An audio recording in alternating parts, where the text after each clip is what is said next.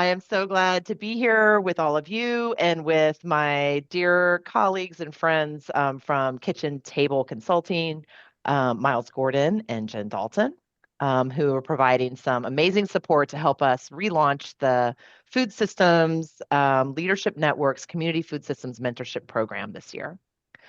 This year will be the ninth year of this program or ninth cohort. And we are so stoked to bring it back. We took a 1 year pause while the Food Systems Leadership Network was transitioning from our previous home at the Wallace Center to a new kind of era of independence and at our new home at Multiplier, our fiscal sponsor. Y'all want to say hello real quick and introduce yourselves, Jen and Miles? Sure. I'm Jen Dalton. I'm here from Ukiah, California, which is in Northern California, Mendocino County, if any of you have heard of it. And Miles and I are kitchen table consulting. We do a lot of food systems facilitation and program, management, direction kind of work out here in the food system space and have been collaborating with the Food Systems Leadership Network for a number of years. And we're really grateful to be a part of the mentorship program at this level this year. Miles is and has been a mentor for pretty much the entire time it's been going on, but you can tell them a little bit more about that, Miles. I don't know if I need to say more other than I'm also out here with Jen in Northern California and just look forward to talking about my favorite program in food systems world is a mentorship. And we'll talk about why it's such a great opportunity. And I'm glad you're here. And if I'm fortunate enough, I'll have some of you as mentees to work with this coming year. Nice. Well, this is how this call is going to go today. We're going to talk about the mentorship program, how it is a real cornerstone program of the Food Systems Leadership Network, share a little bit about the mentor cohort with you, some of like what the program is about, what to expect as a mentee, and dig into the application process. We'll also have some time at the end for Q&A. So we're recording this section. We'll post that on the website. So this like kind of informational side will get posted and we'll just be recording here. And then we'll stop and we'll have some discussion and Q&A and can be a little bit more informal at that point. So that's the plan for our conversation today. So in case anyone here is not familiar with the Food Systems Leadership Network, I just want to ground us in this network and our purpose and our mission. We are a national peer learning community that's focused on building relational infrastructure in our movement. So we help connect people across communities, strengthen both our individual and collective leadership capacity, and just strengthening collective leadership in general, and fostering greater collaboration in our shared efforts to transform the food system. The Community Food Systems Mentorship Program is a cornerstone offering of this network. When we launched in 2018, this was the first service that we came forward with, and it's maintained for 9 cohorts. This will be over all those years, and really, this mentorship program helps us to advance those 3 core strategies. We are relationship building. We're strengthening leadership capacity of both mentees and the mentors, and creating opportunities for collaboration across all of these relationships. The cohorts, mentees both present and past, form sort of small pods of connections and webs of relationships that really help to stitch together this network. And it's been really beautiful to see how these relationships have grown and strengthened over time and the ripple effects that happen as a result of these relationships. It's been really neat to see that over time. So excited to be able to bring y'all into that community today. I also just want to acknowledge the current context that we're in. 20 February 5th, 2026. This is a dark time right now, and it's been really heavy for all of us, and especially for impacted people in our communities, in food systems in general. It's been lots of uncertainty, a lot of change in our sector, in our organizations, and our relationships. And so, really feeling positive about being able to create this container for folks to step into and get the support and encouragement and connection that hopefully can be a real resource for leaders in these times. So, in that spirit, I also just want to offer the cultural agreements of the Food Systems Leadership Network. This is a base set of cultural agreements that we ask all community members, new, or old, to live into these and to bring these into the mentorship relationships as well. And there's two here that I really want to lift up today. One in, both mentors and mentees have wisdom to bring to the table. And that is really at the heart of this program. It's not about a mentor being the one who has all the information, but or nor that the mentee is seeking, information that they don't have. It's that in this relationship, there is a mutual discovery of something new and a transformation that can happen in that and only through that relationship. And so, really honoring and celebrating the collective wisdom of those pairs and the web of connections that get created through this program. And secondly, also naming that honoring confidentiality, that lessons leave and stories stay, that's a really tightly held um, cultural agreement for the mentors in this program, and really honoring that, any of the information that is shared in that container of the mentor-mentee relationship stays there, and that the mentors only bring back patterns and themes and trends that they see across the relationships and the connections, which then help us to see what's going on in the broader ecosystem and being able to inform where the Food Systems Leadership Network and our partners and collaborators might be able to offer new or different trainings or offerings from the network. So it's a feedback loop into the kind of program design and offerings, but always that information in the interpersonal relationships remains confidential. All right, so let's go to the next slide and I'll just high level talk about this program. You should see some connections here with the mission of the Food Systems Leadership Network. So the mentorship program is all about building relationships, nourishing leadership, and creating space for knowledge exchange and collaboration. So, through the relationships, as I've been emphasizing, we really are building this network and weaving this network one relationship at a time. Mentors are eager to share and use this structured way of connecting and sharing to channel their experience and wisdom into those looking for support. And, also for folks that are in alignment with the network's values, it helps to catalyze systems change. Like we all know, systems change is rooted in relationships.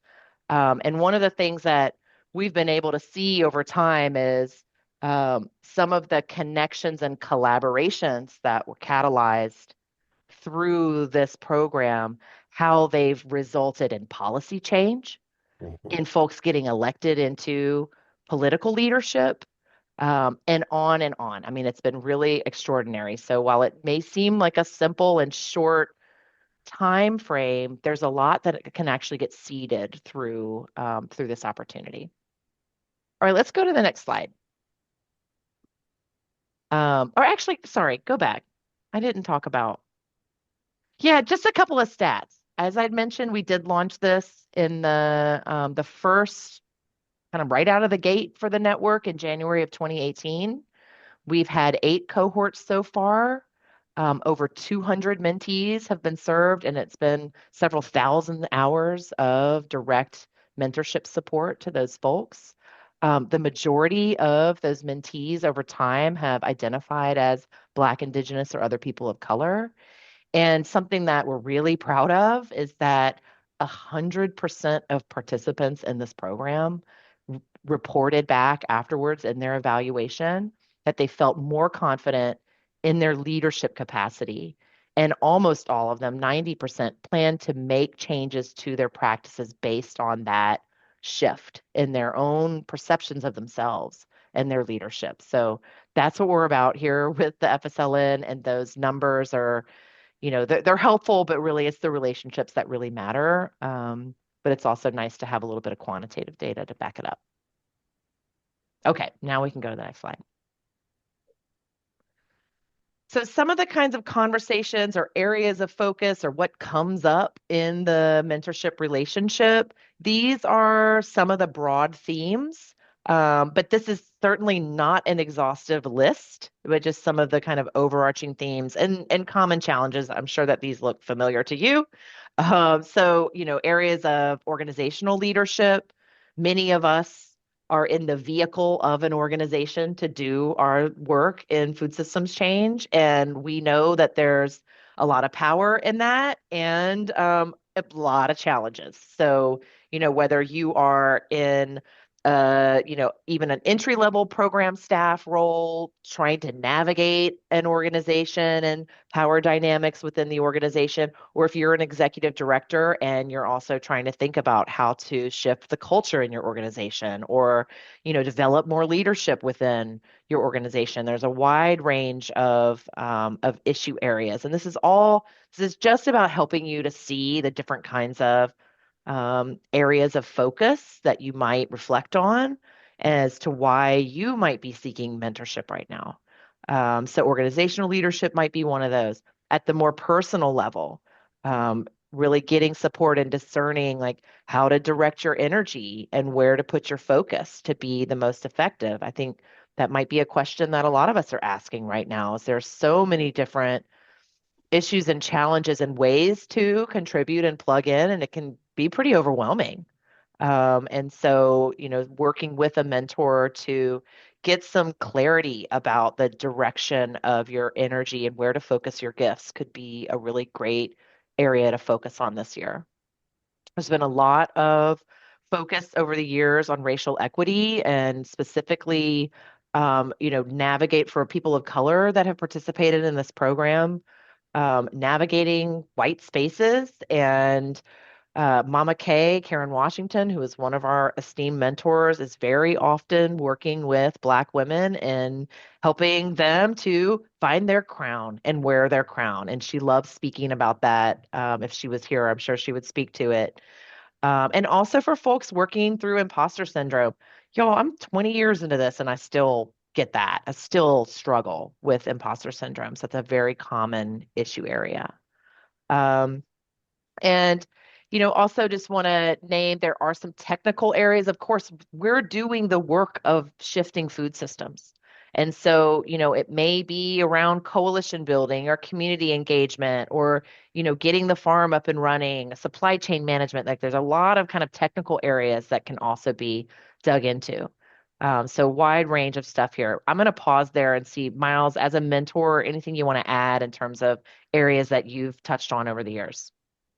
No, I think you got it. One of the things that I would add is that being a part of this network and with a lot of the other mentors, including myself, is many of you and many of us have a lot of different experiences throughout this system and over time. And so it really can be bringing a lot of new resources in all of these areas to you. It's like making connections. So there's a lot of connectivity that can happen too through this space in all of those areas. It's like, let me connect you with this person or this organization or these resources. And that can be really valuable sometimes when mentees or any of us find ourselves a little bit isolated in our space. Yeah, nice. Thanks. And also, I see that there are a couple of other mentors in here. I do So see that if at too. any point y'all want to chime in, please do. So next slide. Just want to show this was, I think, from the 2024 program when we had invited mentees to share a word about what their experience was like and what was coming up for them. I mean, obviously, you can see the ones that really stand out: supportive, productive, refreshing, helpful, concrete, insightful. So these were these experiences of mentees. And so this is really like the spirit of the program and what the seeds that we want to be planting through it. We have 12 amazing mentors in this year's cohort. So I'm not going to go into everyone's amazingness at this moment because all their profiles are on the website. And you can go and explore their backgrounds and the both the kinds of areas of expertise that they have, but they also talk about who they're seeking to mentor. And we'll talk about this in a minute about how this works, but it is a mutual matching process. So it's really important that if you're considering applying for this program, that you go and you really familiarize yourself with the mentors and who they are saying that, both like what their expertise is and who they really feel that they're fit to serve. So folks, wide ranging from Angel Mendez, who is super grounded in all of the logistics of food supply chain management, food hub management. I mean, Angel can really get in the weeds. And he's also grown from having started his career as a warehouse manager all the way to now an executive director. So he has a really rich experience to share. And speaking of Rich Pirog, who is here, who led the Center for Regional Food Systems at Michigan State University for years. Rich has a multi-decade history in food systems development and network development and navigating institutions and fundraising and working to transition an organization to be an anti-racist organization. He's got a very rich history as well. So Miles is another mentor. These are amazing people. Go and check out their profiles so you can learn more about them. And And I think, I also put a link in the chat to where the mentors are listed, where you can read all of the details about them and the people that they are seeking to mentor. Sweet, thank you. All right, with that, I'm going to pass the mic over to Miles to talk about kind of what to expect in this program. Great. So the program officially starts April 6th. So applications will have been in, they'll be vetted, screened, and matched up with mentors by then. And that'll go until July 17th, is the official end of the mentorship. And so in that time, there is a minimum and going to be a maximum too of 8 hours of direct coaching support for mentors over 4 months. And I say a minimum because oftentimes you will find myself and others included saying, hey, you just need to hop on a call real quick sometimes and say, I just want to break something down. So there's a lot of really dedicated focus time, but you as a mentee that is applying for this need to make sure that you create time for follow-ups after a call, for preparation for a call, and action in between calls. Commitment is a really big requirement of this. So if you're like, you know what, this sounds great, but I'm so busy, I have no idea how I'm going to fit this in. It's really important before you apply that you make that time to say, hey, I know how I'm going to fit this into my personal, my work life, because it's a big commitment. It's a very competitive program. Unfortunately, we can't serve everybody, but if you are chosen to serve, this is a precious time and it's a really gift. I know it as a mentor and being previously in kind of a mentee relationship that we don't often get this opportunity. So really make sure when you're considering applying to this that you can commit to the time it takes, not only during those 8 hours over 4 months, but the times in between and before and after each call. You as mentees will set your own goals for the program. And that's really also important when you come into this and as part of the application is make sure you have some clear goals. It doesn't mean they won't change over that time period. As we know, things come up between April and July all the time that might need focus, but come in with a clear focus and also will help as mentors help you kind of find how to navigate that focus in a way that works best for you. This is really about you and your support and your development. There is a commitment in addition that you need to look at these dates if you are applying. Part of that commitment is there are 3 calls that happen with all the mentees together. There will be a kickoff call that gets the program started on Monday, April 6th at 3 p.m. Central, 1 p.m. Pacific. Halfway through, all of the mentees in the program get together for a midway call on May 18th. And then there'll be a final wrap-up call with all of the mentees together on June 29th. So take a note of those dates. We will share these slides again also, and some of that program information, all of that is on the website link that we shared. So that's really important to kind of keep an eye on all of those things when you consider applying for this program. Go to the next slide. And again, this has been stated already, but it's really a relationship. I myself and all the other mentors, and we start with it saying, this is about you as the mentee. We're here for you. We get a lot out of it too. We learn tremendous things. And I'll tell you, I would say with at least 30 to 40% of the mentees I've had for 9 years, over the last 9 years, I work with many of them now as colleagues. We've met each other and we're like, hey, you're doing that, I'm doing this. We think of each other in future times and we start collaborating. So it's not only, as Susan was talking about, all the ripple effects, but one of those is you're forming a relationship with a new colleague. And that's really important. So we kind of honor that space. We're a sounding board for you. Sometimes people will just say, I just need to just unload for something just happened. I know we said we were going to talk about this, but I just need to unload and have a space to have that in a confidential space and just be a sounding board. Or I've been working through this idea and I just want to talk it through with somebody because I don't have the time. So it's a really great opportunity for things that might be coming up that you need a thought partner with. Um, Now, technical assistance, we want to talk about this. It could be a part of a relationship, but it's not its primary purpose. And when I give an example of technical assistance, you might say, hey, I'm working on a business plan for a food hub I'm developing. If you asked me as a mentor, can you develop this business plan for me or help me do all these parts of this business plan? That's not our role. However, you say, this is what I need some direction in thinking about how to put together a business plan, what to focus on, what are some main resources I can use. That is a way to address a technical assistance. But the primary part of this is if you're just looking for a mentor to say, hey, I need you to help me create a feasibility study. And I know you've done it before. I want to use every, 3 of our 5 hours just to develop a feasibility study.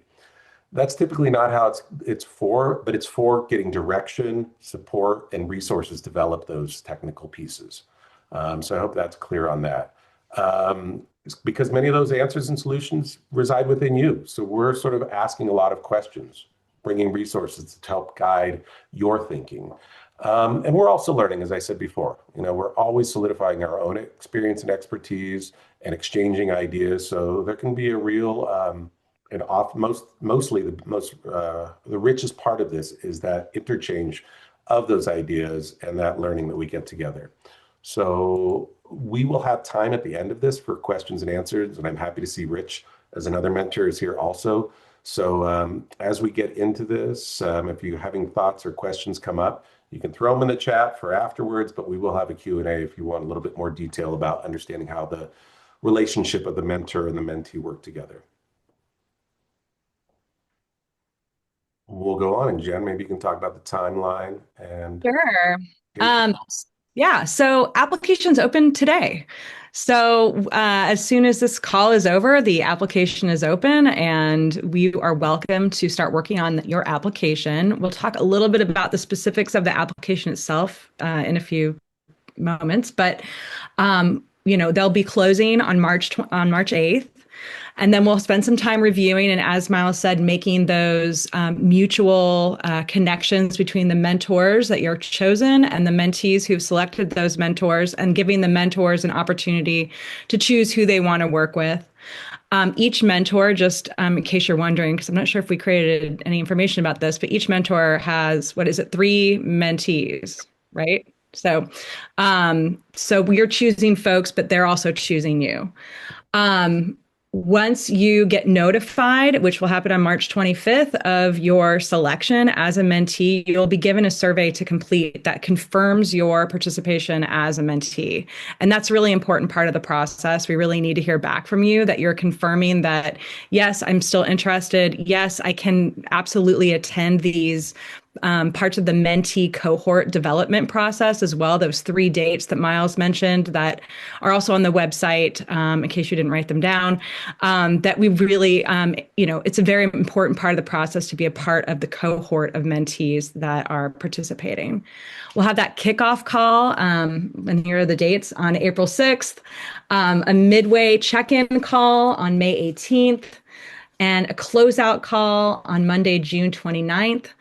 And as Miles mentioned, it runs through July 17th as the official end of the program. However, As you said, there might be some, final things that need to happen, but as far as we're concerned, we'll be closing things out at that time. So who should apply? So really, it's anyone from a nonprofit 501c3 organization or a fiscally sponsored project under a 501c3, and mission-driven food and farm businesses, extension staff, and public servants who identify as food systems professionals. So if that is you, we absolutely encourage you to apply. And as Susan already mentioned, it could be anywhere from your mid-career, your beginning, early stage of your career, or your, executive director. Maybe you're looking at succession planning or just thinking about the future of your organization. There are lots of different conversations that can happen during this mentor process. And we it's a requirement that you and your organization be a member of the Food Systems Leadership Network, which is absolutely free. So the link for that is also on the Food Systems Leadership Network website. It's right there on the front page and doesn't take very much time to become a member. And as we keep saying, just please make sure that you consider your availability and your time commitment that you can give to this program. And as Miles mentioned, just be really clear about your goals. So when you're filling out the application, we, number one, encourage you to be very thorough. Anyone who is not thorough, if there's an incomplete anything, we're just going to discard that application. As Miles mentioned, it's a very competitive mentorship program. I mean, likely we'll get hundreds of applications, and there are 12 mentors who get 3 mentees. Miles, you can do the math, but so we won't be able to accept everyone. We encourage you to read the website very carefully, especially the descriptions of the mentors, and have a very clear understanding of who it is that they are seeking to mentor, and make sure that when you're making your selection, and you get to choose up to 3 people that you would be interested in working with, that you're very clear that they would be a good match for you and your goals and what you're up to in your work. As we've already mentioned numerous times, please deeply consider why you're seeking mentorship at this time specifically, and tie it in with your goals, and let us know what you want to get from this experience.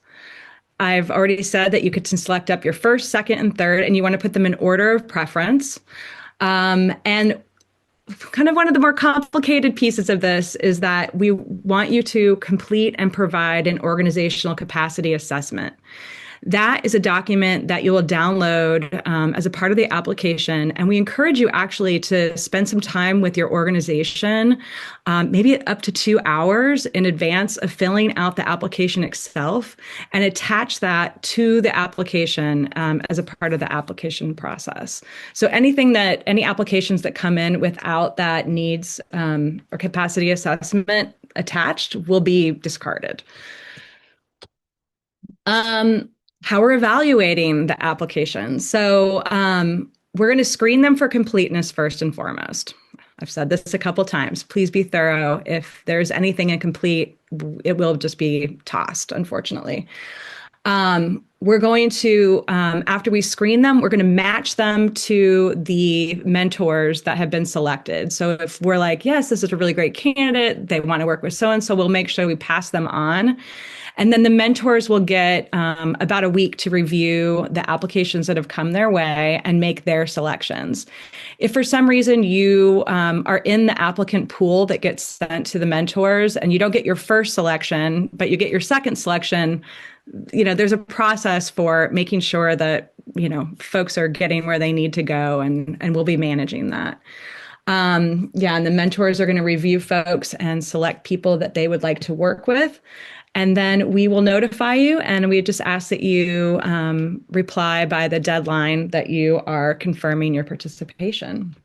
And I wanted to just also add with the application, there is an option where we really want to make this accessible to as many applicants. So if for any reason you or somebody in your staff or colleague that you're recommending does not have accessibility to a computer or the abilities to do it, there's a phone number that's also provided on the application page um, with a date by when to call. That would be talking to Jen and being able to submit the application over phone and answer questions and have those typed. If there's a language issue, please let us know, and we will work our best. I know, for example, I'm bilingual in Espanol. I'm not sure if any other mentors we have. I have had mentees that done a mentorship in Spanish with before. So, and also Lydia, thank you. So there's some opportunities there that we want to make sure it might not have come across in the application, but for those who are here, please know that that's an option. And And Angel. So we have three bilingual Spanish speakers that are also mentored. So should we move into questions and answers? And if so, we can stop recording so that you can not have your questions recorded and keep them. I Yeah. think one thing I'll just add before we end the recording is that organizational capacity assessment matrix, just such a mouthful. It's actually a really helpful tool. So I just encourage all, whatever kind of organization you're within, but especially for the nonprofits, this is a great process to do. So and especially this time of year, to do it with your teammates. You could do it individually, but it's a great conversation piece for folks to like do their own assessment and then come together and have a conversation around it. It can really help to identify like where are we doing? We feel like we're doing pretty great and we have some like real robust capacity. And where are the areas that maybe we should shape some goals and work teams or whatever it is to help strengthen up the resilience of our organization in these different dimensions. We keep going back to this tool and going, do we need to keep using this? And is it helpful? And every time it's like, yes, this is helpful because it also helps to provide a real jumping off place in conversations with your mentor of like the kind of organizational vehicle that you're in and some of the areas that you might be able to explore as you're in your mentorship yeah, relationship. and I would add on to that too. It helps identify what's within your control as the applicant or the mentee, and sometimes what's Mm. out of your control for a focus of the mentorship. You might have thought like, "Hey, I want to do this mentorship for this purpose," and then as you started thinking about it, you go and looking at that assessment, going, "You know what? That's not really in my control, that piece, but this part." I can see I need work and we need work on it, and I really want to focus on that. So it can be a useful tool in that sense too. All right. So with that, I am going to stop the recording.